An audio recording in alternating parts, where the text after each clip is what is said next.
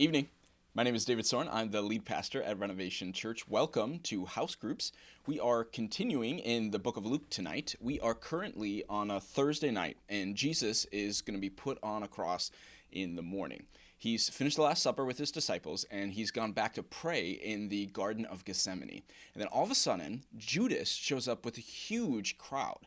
And there are leaders from the chief priests, the temple guard, and John tells us that there are even Roman soldiers. And worse yet, the crowd is armed with swords and clubs. And then Judas betrays Jesus with a kiss.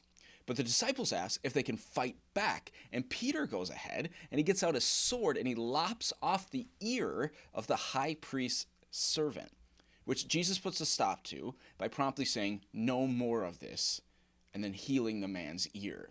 And Jesus allows himself to be arrested because he knows that the scriptures need to be fulfilled. And he needs to follow his Father's will. And in following God's will, Jesus was willing to suffer rather than to sin by stepping outside of it. And there are many of us today that in order to get what we want, even if the things we desire are good or godly, we sometimes use methods that are not godly. I remember being in Haiti once, and a group of us were talking with Randy Mortensen, who's the president of Worldwide Village, the group that we work with in Haiti. And he was lamenting to us about how their group wasn't getting something they needed. And someone suggested that if they just fudged the truth a bit, they'd probably get things through the government red tape and get the good things they needed to do God's work. And I'll never forget what he said.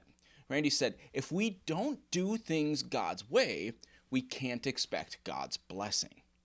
Spurgeon once said a very similar thing about how we talk to each other, and this is quite relevant for us in an age where people seem to argue about everything.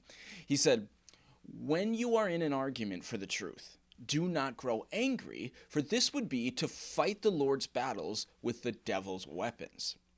And perhaps the most important parallel for us from this passage and this thought is that we can't expect to establish God's kingdom by doing so outside of God's way.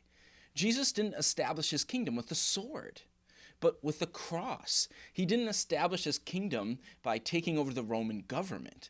The New Testament speaks often of government and authorities, but they are never its primary concern. And if we make them out to be our primary concern, or worse yet, we make them the primary way in which we are going to establish God's kingdom, we'll be missing God's primary way of transformation, the way of the cross. Amen.